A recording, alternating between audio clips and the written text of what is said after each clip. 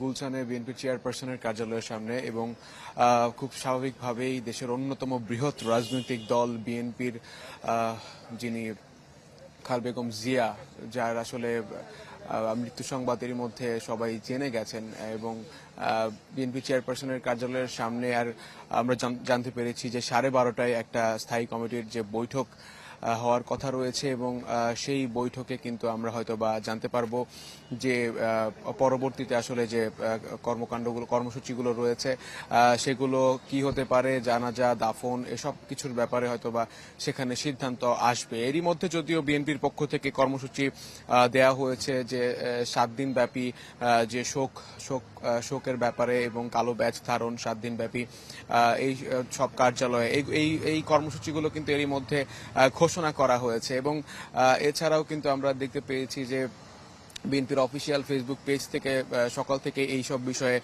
জানানো হচ্ছে। দলের পক্ষ থেকে যে 12:30টায় বৈঠকটা হবে সেখানে হয়তো বা আরো বেশ কিছু বিষয় আমরা জানতে পারবো। এই মুহূর্তে চেয়ারপারসনের কার্যালয়ের সামনে আমরা দেখতে পেয়েছি যে নিরাপত্তাও জোরদার করা হয়েছে। আমরা দেখেছি যে এখানে ধীরে ধীরে এখানে নিরাপত্তা ব্যবস্থাও বাড়ছে।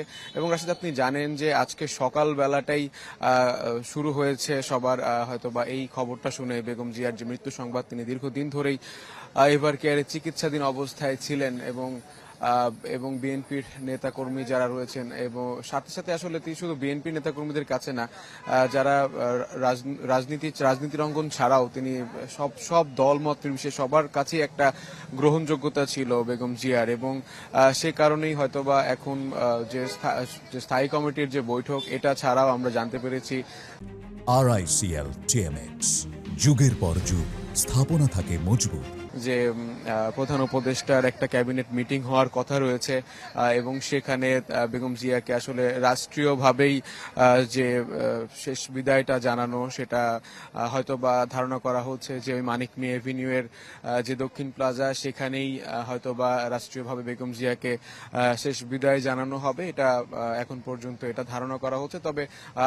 তবে হয়তো বা আমরা আর কিছুক্ষণের মধ্যেই সেটা আরো পরিষ্কার হতে পারবো। এই বিষয়ে হয়তো বা তখন আমরা বলতে পারবো। তবে ধারণা করা হচ্ছে যে মানিক মিয়া এভিনিউতেই তার জানাজা হতে পারে, এবং একই সাথে দলীয় যে কর্মসূচিগুলো রয়েছে আগামী 7 দিন, সেই কর্মসূচিগুলো পালন তো করা হবেই। পাশাপাশি এখন যেহেতু গতকালই আসলে আমরা দেখছিলাম যে বেগম জিয়া যে 2টি আসনে নির্বাচন করবেন, সেই 2টি আসনের নির্বাচনের যে বিকল্প প্রার্থী, এসব কিছু নিয়ে দল এখন বিএনপি হয়তো বা বিএনপির হাইকমান্ড তারা নতুন করে ভাববেন তারা কিভাবে আসলে আগামীতে তাদের কর্মকাণ্ডগুলো পরিচালনা করবেন। এবং তাদের বিএনপির এই নেতাকর্মী যারা রয়েছেন তাদের একটা যে বিশ্বাস যে বেগম জিয়াকে গণতন্ত্রের প্রতীক বলা হয়, এবং তিনি নানা উপাধিতে আসলে তার অনেক উপাধি আমরা শুনতে পাই, দেশ নেত্রী, আপসহীন নেত্রী, এসব উপাধি কিন্তু বেগম জিয়া নামের আগে সবসময় ব্যবহার হয়।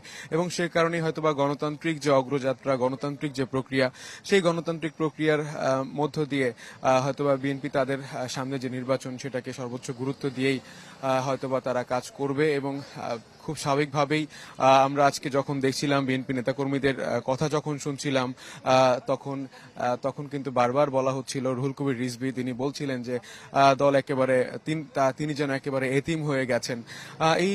এই বাস্তবতায় আসলে এই সিনিয়র যারা রয়েছেন দলের স্থায়ী কমিটির সদস্য, তাদের তো আসলে দীর্ঘদিনের একটা পথ চলা বেগম জিয়ার সঙ্গে, এবং তাকে যে আপসহীন নেত্রী বলা হয়, এর আসলে বেশ অনেক কারণই রয়েছে। যে দেশের যে ক্রান্তি লগ্নে বিএনপির একেবারে দুঃসময়ে তিনি দলের হাল ধরেন, এই গৃহবধূ থেকে রাষ্ট্র পরিচালনা করা, দেশের প্রথম নারী প্রধানমন্ত্রী হওয়া, এসব কিছুই কিন্তু আসলে দলের জন্য, বিএনপির জন্য একটা বিশাল বিশাল পাওয়া। এবং সেই অবস্থা থেকেই গত 23 নভেম্বর থেকে তিনি যখন অসুস্থ হন, তখন থেকেই কিন্তু অনেক ধরনের গুঞ্জন, অনেক ধরনের আলোচনা সমালোচনা এসবের জন্ম দেয়। এবং সবশেষ আজকে আমরা সেই হয়তোবা শেষ বিদায়ের যে খবরটা সকালটা আজকে শুরু হলো, সেই শেষ বিদায়ের খবর দিয়েই।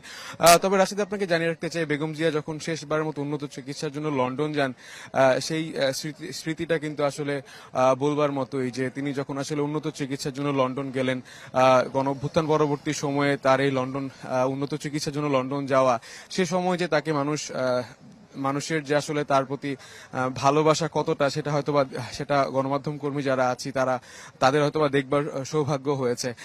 যে তিনি যখন গিয়েছেন, পুরো রাস্তার দুই পাশে তাকে সবাই আসলে বরণ করে নিয়েছেন। একটা নতুন আশার সঞ্চার হয়েছিল যে আগামীর যে নির্বাচন, সে নির্বাচনে বেগম জিয়া তিনি লড়বেন। তার তো আসলে নির্বাচনে আসলে হারার কোনো নজির নেই, এবং সেই ধারাবাহিকতাটাই হয়তোবা দেশবাসী দেখতে পারতো, বিএনপির কর্মী সমর্থক যারা তারা দেখতে পারতো, সেই প্রত্যাশাটা তাদের ছিল। এবং আমরা জানি যে তিনি যে যে আদর্শে বিশ্বাসী করতেন, যে আদর্শ বিশ্বাস করতেন, তিনি যে আদর্শ লালন করতেন, সেই আদর্শের সবটা জুড়েই দেশপ্রেম। এবং বিএনপির নেতাকর্মী, ভক্ত সমর্থক সবার কিন্তু এর জন্য বলাই হচ্ছে যে বাংলাদেশের মানচিত্রের পুরোটা জুড়েই বেগম জিয়া, এবং তিনি বাংলাদেশ ছাড়া তার আর কোথাও কোনো কিছু নেই। তিনি সবসময় এই সব কথা বলতেন। এই বক্তব্যগুলো কিন্তু এর মধ্যে আমরা মুহাজির হক আমাদের সাথে যুক্ত হয়েছিলেন। গুলশানের বিএনপি রাজনৈতিক কার্যালয়ে ইতিমধ্যে আমরা ব্যস্ততা লক্ষ্য করছি।